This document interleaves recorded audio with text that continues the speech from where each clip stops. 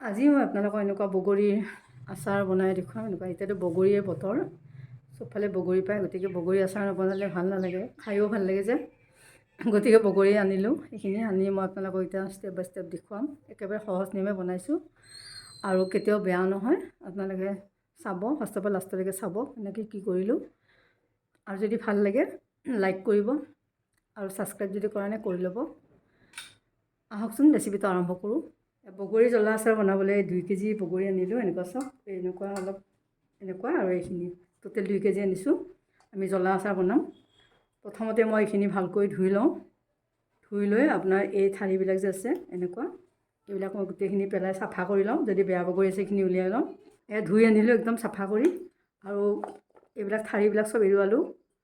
এই প্ৰথম কেঁচাখিনি টাইপ লৈছোঁ, তলত দি লৈছোঁ। প্ৰথম এইখিনি তলত দিছোঁ, ইয়াত আগে নিমখ অলপ দি লওঁ। তাৰপিছত আকৌ পকাখিনি দিম, এইখিনি যিহেতু কেঁচা আছে অলপ।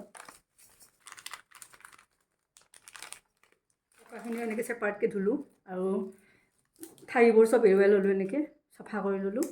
এতিয়া আমি ইয়াতে ওপৰতে দি দিছোঁ পকাখিনি।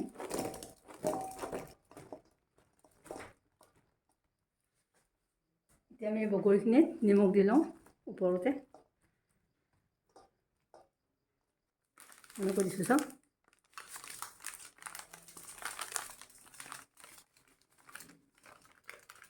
এতিয়া আমি নিমখ এনেকৈ দিছিলোঁ। এতিয়া আমি চালনীখনেৰে ঢাকি থ'ম, এখন চালনীৰে এনেকৈ। বগৰী জ্বলা আচাৰৰ কাৰণে এইখিনি আমি নিমখত দি থৈছিলোঁ, 1.5 দিন হ'ল।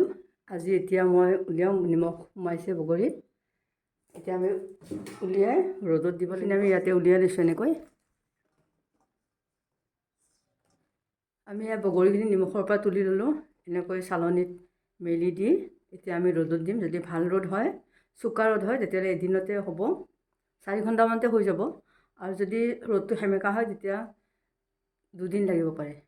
তেতিয়া আপোনালোকক মই যেতিয়া শুকাব আনি দেখুৱাম, আৰু তাৰপিছত আমি মছলা দিম, সেইখিনি আপোনালোকক দেখুৱাই ল'ম। আমাৰ বগৰীখিনি এটা ৰ'দতে হৈ গ'ল। এটা কালি খুব ৰ'দ আছিলে, বেছি ৰ'দ আছিলে, একবাৰ ৰ'দতে গোটেই শুকাই গ'ল ধুনীয়াকৈ। চাওক বগৰীবোৰ কিমান ধুনীয়া হৈছে, চাওক একদম ধুনীয়া হৈছে। নিমখো সোমাইছে, চাওক ইমান ধুনীয়া হৈছে। এতিয়া আমি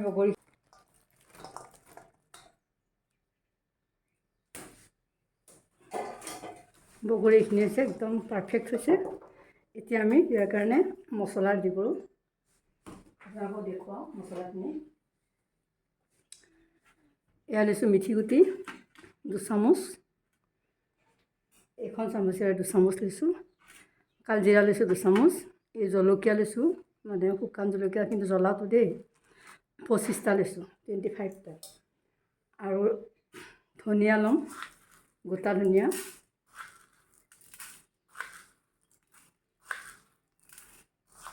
গোটা ধনিয়া 5 চামুচ লৈছোঁ। আজৱাইন ল'ম, আজৱাইন টোটেল 5 চামুচে হ'ব আজৱাইন। গোটা জিৰা 5 চামুচে দিলোঁ, সমান সমান দিলোঁ। আচাৰৰ আৰু এটা আটাইতকৈ মেইন মছলা হয় চব গুটি। চব গুটি অকল বেছিকৈ লাগে, কম নালাগে। 6 চামুচ দিছোঁ, চব গুটি 6 চামুচ, আৰু বাকীবিলাক 5 চামুচকৈ দিছোঁ। আৰু কালজিৰা 2 চামুচ আৰু মিঠি গুটি 2 চামুচ, ইমানেই দিছোঁ। এতিয়া মই এইখিনি ভাজি ল'ম। পেনখন পাতিলোঁ, মছলাখিনি ভাজোঁ। প্ৰথমতে মই জলকীয়াকেইটা অলপ ভাজি লৈছোঁ।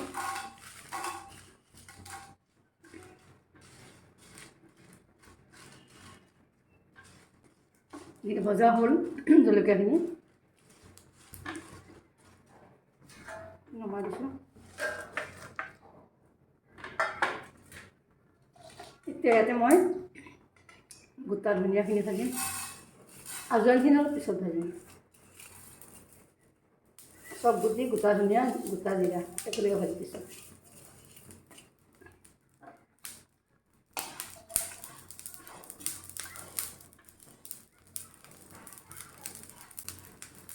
এইখিনি 1 মিনিটমান ভাজিম। এইখিনি হৈ গ'ল। আমি এইবোৰ ঠাণ্ডা হ'ব দিছোঁ এতিয়া আমি ইয়াতে আজোৱানখিনি দিছোঁ আৰু লগতে মিঠি গুটি আৰু কালজিৰা দি দিছোঁ।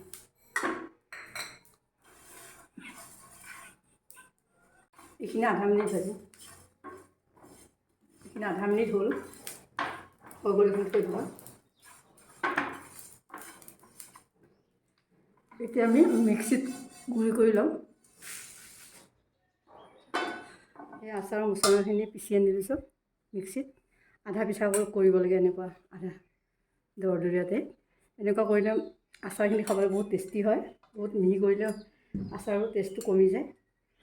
এতিয়া আমি মছলাখিনি ইয়াত দি দিম।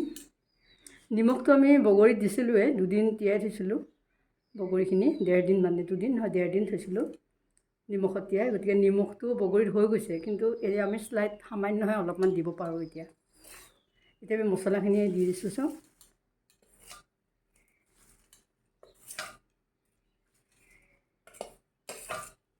প্ৰথমতে ইমানকণ দি লৈছোঁ।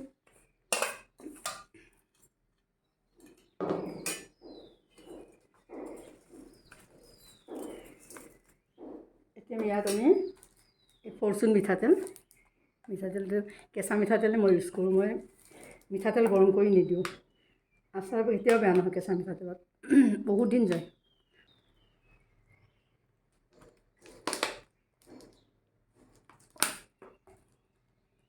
এতিয়া মই অকল লাৰি দিছোঁ। নিমখটো চাব লাগিব, যদি নিমখ সেইখিনিয়ে হৈ গৈছে তেতিয়া হ'ব, আৰু যদি কম হোৱা যেন লাগে অলপ মিলাই ল'ম আৰু স্লাইড সামান্য পৰিমাণে। এতিয়া মই এইখিনি মছলাও দি দিছোঁ।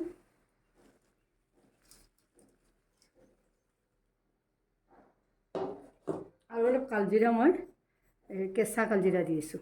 এই কালজিৰাটো টেষ্টটো বহুত ভাল হয় কেঁচাত। মই এইখিনি মিহলাই লওঁ।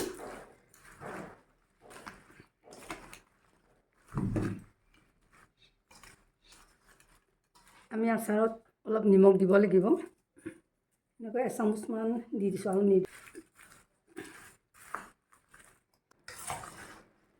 এতিয়া মই এইখিনি বটলত ভৰাম।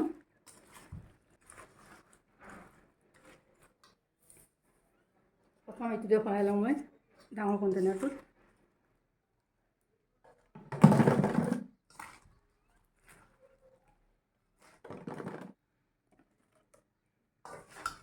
তেল বাকি দিম ওপৰত।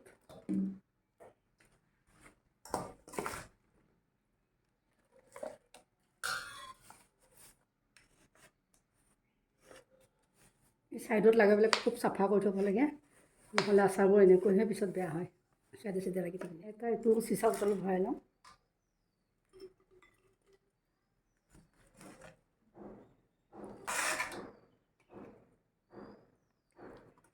মছলাখিনি ওপৰত দিলে মানে তললৈ একেলগে মিলি যায় বস্তুটো।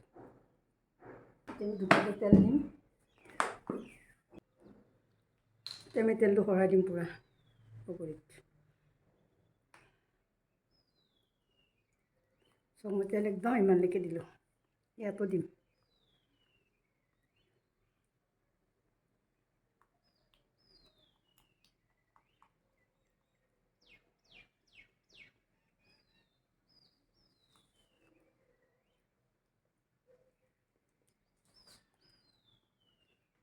আৰু এনেকৈ মই যিটো বনালোঁ, এনেকৈ কেতিয়াও আচাৰ বেয়া নহয়। কেঁচা তেলত দিলোঁ, ওপৰত তেলখিনি পূৰা দিব লাগে। মানে তেল অলপ দিলে বা হেৰি দিলে বেয়া হৈ থাকে আচাৰ, কিন্তু তেল যদি পূৰা দিয়ে আপুনি, ভৰাই দিয়ে, তেতিয়াহ'লে আচাৰখিনি বেয়া নহয়। তেলখিনিও পিছত বহুত টেষ্ট হয় খাবলৈ। তেলখিনি এনেও খাব পাৰি ভাতৰ লগত, ইমান ধুনীয়া হয় মছলাটো।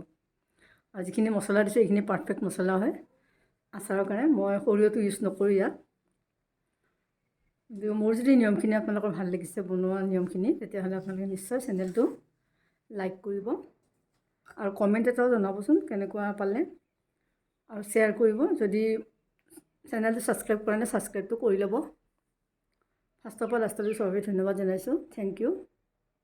বগৰী আচাৰ আপোনালোকে সপ্তাহত এদিন ৰ'দত দিলেও হয়, কিন্তু ৰ'দত দিলে আমি বগৰীখিনি এনেকৈ ৰ'দত নিলোঁ নহয়, ঢাকনিখন মাৰি দিব নালাগে, এনেকৈ মাৰি দিব নালাগে।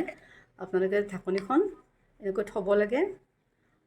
আৰু যেতিয়া আনিব ৰুমলৈ তেতিয়া এইখিনি অলপমান ঠাণ্ডা নোহোৱালৈকে ঢাকনিখন মাৰি নিদিব। এনেই জাষ্ট ওপৰত এটা এনেকৈ ঢাকনি দি আপোনালোকে প্ৰটেকশ্যন দি থ'ব। পিছত 3-4 ঘণ্টা পিছতহে ঢাকনিখন মাৰি দিব।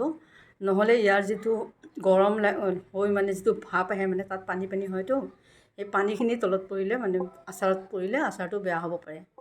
গতিকে তেনেকৈ সাৱধানে যদি আপোনালোকে কামখিনি কৰি থাকে তেতিয়া আচাৰ বেয়াই নহয় কোনোদিন, খুবেই সুন্দৰ হৈ থাকিব। আৰু আপোনালোকে মাজে মাজে এনেকৈ ৰ'দত সপ্তাহত এদিন দিলেও হ'ব। Thank U.